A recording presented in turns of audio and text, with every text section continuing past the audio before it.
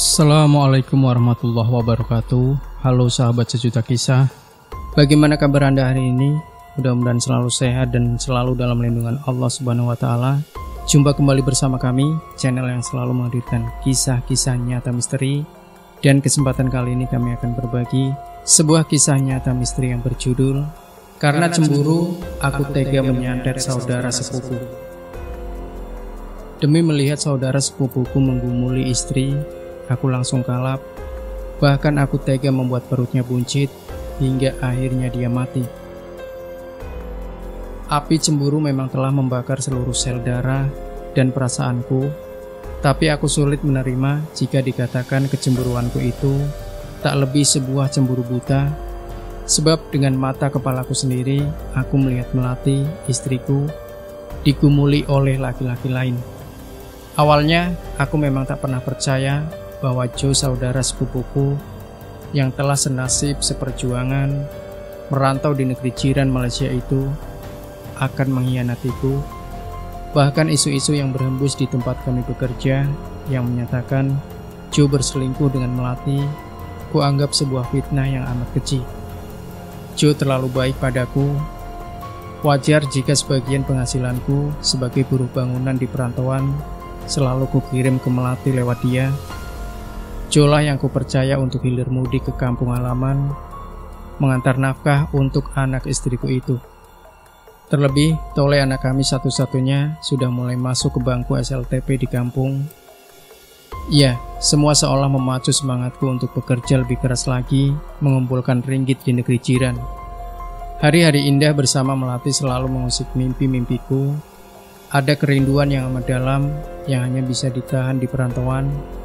Oh istriku, mungkinkah isu itu benar-benar ada dan terjadi atas dirimu, batinku?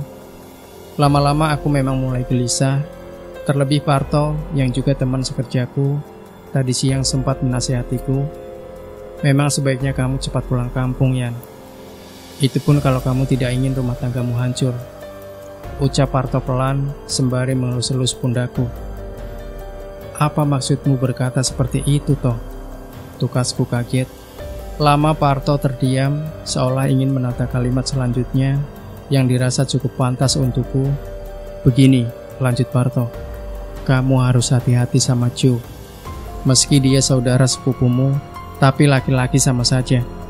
Melati, istrimu terlalu ringkih untuk menghadapi kenyataan berpisah cukup lama dengan sang suami. Dan masa 3 tahun memang bukan ukuran pendek untuk menahan rindu. Parto, aku peringatkan, jika kamu masih ingin menjadi sahabatku, jangan kau ulangi fitnah-fitnah kejimu itu, mengerti? Bentakku. Parto nampak terkejut sekali melihat sikapku. Tahukah kamu, Joe itu bukan orang lain. Pantas istrimu di kampung minta cerai gara-gara omonganmu yang tajam seperti itu. Geramku sambil langsung mencengkeram kerah baju Parto. Kontan, Parto pucat pasi menerima kemarahanku. Dia pun minta ampun sebelum mengeloyor pergi. Tapi, diam-diam aku tak mampu membohongi hatiku. Ada bara dalam jiwa atau isu-isu yang beredar di tempat kerjaku itu.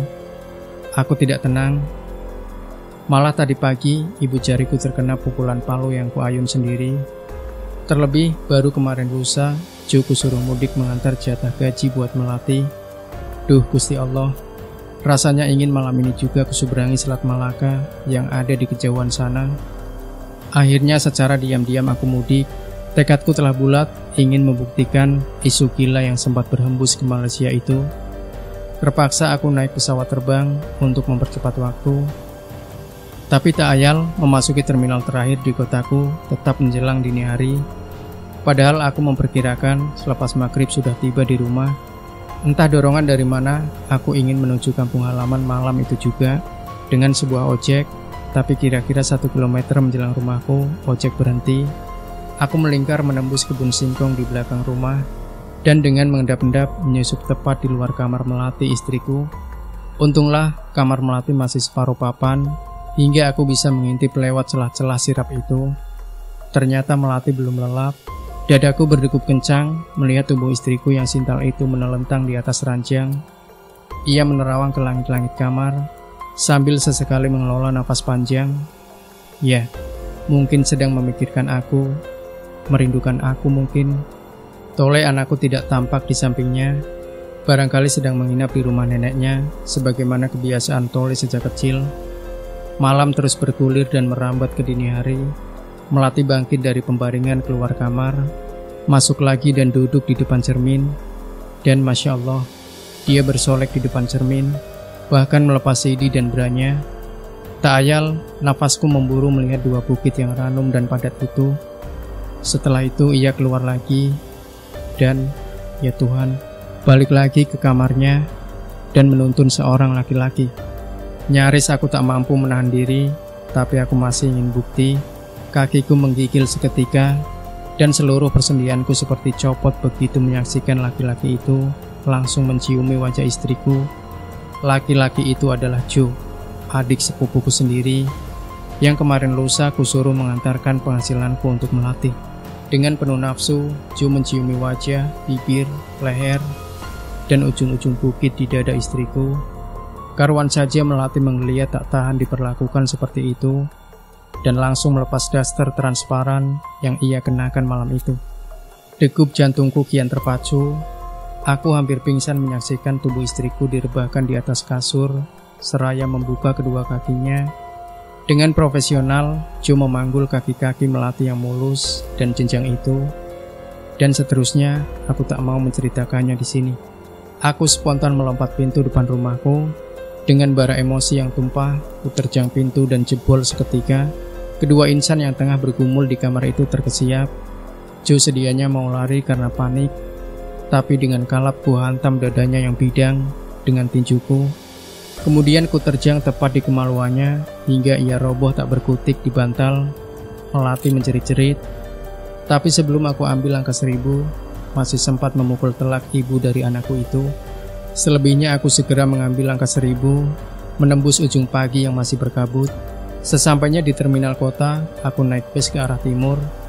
Dalam kendaraan itu, aku tanpa tujuan pasti, hanya membawa kehancuran hati. Akhirnya menjelang petang, aku tiba di kota Banyuwangi. Aku mulai kebingungan. Akankah aku terus menyeberang ke Bali, lalu kemana tujuanku nanti? Kebingungan mulai merajuk ke benakku. Akhirnya aku menginap di sebuah losmen kelas Melati. Dari perbincangan dengan sesama tamu, diam-diam aku menyadap inti perbincangan, yaitu soal santet. Kata tamu yang sama-sama menginap di losmen itu, ada tukang santet ampuh di sebuah desa di Banyuwangi Selatan. Dia mau dimintai jasa untuk menyantet siapapun, asalkan dibayar. Tapi praktek itu sangat rahasia karena takut dihakimi oleh massa. Tanpa basa-basi, esoknya aku meluncur ke desa itu. Letaknya cukup terpencil, karena harus naik turun perbukitan dan menyeberangi beberapa sungai. Jarak antara rumah satu dengan yang lain saling berjauhan, hingga tak satupun orang yang menyangka bahwa aku butuh jasa dukun santet. Ringkas cerita, akhirnya aku tiba di rumah dukun santet itu. "Tolonglah saya, Mbah," ucapku setengah merengek. Setelah kami terlibat perbincangan yang cukup panjang, "Saya ini menderita batin, Mbah. Ketika merantau ke Malaysia, istri saya berselingkuh dengan saudara sepupu saya sendiri. Mungkin itu fitnah," tukas laki-laki tua itu. "Tidak, Mbah. Saya tahu dengan mata kepala saya sendiri ketika laki-laki itu bergumul di ranjang dengan istri saya." Lanjutku tak mampu menahan diri terisak-isak. "Laki-laki kok nangis? Tujuanmu kemari untuk menyantet laki-laki yang meniduri istrimu itu kan?" "Iya, Mbah. Kamu yang menanggung segala dosa-dosanya kelak di hadapan Gusti Allah," tatapnya melotot. Wajah laki-laki itu bukan saja angker, sekaligus agak menjijikan. Betapa tidak, wajahnya yang tirus penuh bopeng. Mungkin dulu bekas terkena cacar air, pikirku. Rambutnya gondrong sebahu, dan dengan jenggot panjang yang jarang-jarang, mengingatkanku pada seekor kambing jantan. Hidungnya agak bengkok, dan tatkala terkekeh, giginya tampak kotor kekuning-kuningan. Bibirnya menghitam lantaran terbakar asap kretek yang terus mengepul. Tubuhnya kurus dan jangkung, tapi tatapan matanya tajam, bak mata elang kelaparan. Setelah mendengar semua penuturanku, laki-laki itu masuk ke biliknya, keluar lagi dengan membawa sebutir telur ayam kampung dan minyak wangi. Diolesinya telur itu dengan minyak wangi, perlahan-lahan namun pasti. Ia mengelus dan mengelus telur itu sembari memejamkan matanya. "Nama laki-laki itu siapa, nak?" Tanyanya masih tetap terpejam dan mengelus telur ayam di tangan kirinya. "Jo, Mbah," jawabku. "Hari kelahirannya, kamu tahu?" celetuknya. Aku mengerutkan kening, tapi aku terlonjak karena ingat weton kelahiran si Jo. "Anu, Mbah, Jumat Pahing." Ya, Jumat Pahing, Mbah," kataku dengan wajah berbinar. "Jumat 6, Pahing 9, jadi 15. Wah, ini matinya 15 hari lagi, nak," ujarnya yang membuat bulu kuduku merinding seketika. Di antara ketakutan, aku berusaha mempercayai ramalan itu. Hari menjelang malam ketika Pak Tua itu mengajakku ke suatu tempat. Tempat itu puncak sebuah bukit kecil. Di situ ia mengambil sebuah ubur rampe untuk menyantet, yaitu paku usuk 7 buah yang sama-sama sudah karatan, tengkorak manusia, bumbung, dan keris kecil sepanjang 1 jengkal. Kemudian balik lagi ke rumahnya, membuat sesaji lengkap. Ada bunga telon, kafan, telur ayam kampung, minyak wangi, dan entah apa lagi yang aku tidak mengenalinya. Pak Tua itu lalu membuat boneka dari tepung terigu, mirip adonan roti. Boneka itu diisi mantra-mantra, kemudian digeletakkan di atas nampan bersama ubur rampe tadi.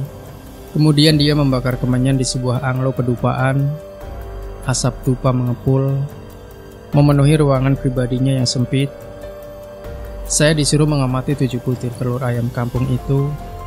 Sekejap kemudian aku terpekik, karena melihat salah satu dari telur itu ada wajah si Jo, saudara sepupuku. "Mbah, itu di telur ada wajah si Jo, Mbah," seruku. Laki-laki itu membuka matanya dan mencomot telur bergambar Jo itu. Aneh, mirip komputer saja. Pikirku benar-benar penasaran. Telur yang baru dicomot itu dimasukkan ke perut boneka tepung tadi, hingga tampak membuncit atau membusung. Boneka itu sebesar paha yang dilengkapi dengan anggota tubuh, pusar, mata, mulut, dan alat kelamin. "Ayo, sekarang kita keluar rumah," ajak Pak Tua. Aku mengikuti langkahnya, ternyata hanya di tengah halaman. Ia menghadap lurus ke barat, di mana kampungku berada. "Pegang boneka ini kuat-kuat, jangan sampai lepas ya," perintahnya. Dengan wajah tegang, diambilnya 7 paku berkarat itu, dan dengan kejam ditusukkan perut buncit boneka itu. Aneh, boneka itu bergetar, aku kaget, bahkan boneka itu mengaduh dan meronta. Pak Tua itu tak peduli, diambil lagi paku-paku berkarat itu sampai habis. Lalu ganti keris kecil, dan semua ditusukkan ke perut boneka. Gila, cairan hangat kental muncrat ke wajahku. Baunya anyir, dan ku ingat-ingat itu bau darah segar. Aku mual dan bergidik, karena boneka itu mengejang dan berkelojotan di tanganku. "Nak, sudah selesai. Kita tunggu 15 hari lagi, dia pasti mati, nak," katanya dengan suara dingin. "Terus terang, Mbah paling benci dengan lelaki yang mengganggu istri orang," tegasnya. Iya, Mbah." Suaraku serak karena tercekam takut. Entah mengapa diam-diam aku merasa ketakutan, merasa ngeri sendiri jika mengingat-ingat proses gaib tadi. Tapi sudah terlanjur, apa yang akan terjadi terjadilah. "Berapa maharnya, Mbah?" 3 juta rupiah saja. Biasanya 5 juta, tapi karena saya kasihan padamu, ya cukup itulah, nak, kata Pak Tua itu. Akhirnya kurogoh lipatan uang di dompetku, dan setelah kuhitung sejumlah 3 juta kuserahkan kepadanya. Kontan wajah Pak Tua itu tampak sumringah, yang serta-merta memasukkan duit itu ke lipatan sabuknya. Setelah itu aku pulang ke rumah. Rencanaku, aku akan menuntut Jo ke depan yang berwajib. Tapi keburu polisi menangkapku. Aku dituduh menganiaya Joe dan istriku, sampai Joe dibawa ke rumah sakit. Aneh, saat kulihat perut Joe buncit, dia hanya mampu mengerang-erang di ranjang rumah sakit. Kata dokter, membengkaknya perut itu akibat tendangan maut di bawah pusar yang mengakibatkan luka dalam pada usus halus dan usus besarnya. Dia harus dioperasi secepatnya kalau ingin nyawanya tertolong. Demikian kata dokter. Aku hanya mencibir sinis. 2 hari kemudian aku dijebloskan ke sel tahanan. Dalam proses peradilan, pihak penegak hukum mengalami kesulitan karena Joe meninggal setelah 15 hari dirawat di rumah sakit. Tapi atas kesaksian istriku, aku dijebloskan ke bui selama 7 tahun. Cuma satu yang meringankanku, tak pernah dihukum dan menyesal telah menganiaya saudara sepupuku itu. Belum lengkap penderitaanku karena setelah keluar dari penjara, aku harus melakukan proses perceraian di pengadilan agama. Ya Tuhanku, masih adakah pintu taubat terbuka untukku? Hanya itu yang bisa kuucapkan setiap kali aku sholat. Tole anakku pun rupanya juga membenciku. Dan itu mungkin karena provokasi dari orang-orang luar, termasuk mertuaku. Bagaimana dengan Melati? Dia pernah menemuiku dan mengatakan sebenarnya. Bagaimana dengan Melati? Dia pernah menemuiku dan mengatakan sebenarnya dia masih mencintaiku. Dia ingin kembali padaku. Mungkinkah hatiku yang paling dalam mengatakan, maaf, hal itu tidak mungkin lagi Melati. Maafkan aku. Cintaku telah terkubur bersama dendamku. Kini kupasrahkan hidup dan matiku hanya kepada Tuhan. Kisah mistis ini dituturkan oleh Ian. Demikian sahabat sejuta kisah. Tinggalkan komentar Anda, like, share video ini, subscribe channel Sejuta Kisah, dan kembali nantikan kisah nyata misteri terbaru dari kami setiap harinya. Sampai jumpa. Wassalamualaikum warahmatullahi wabarakatuh.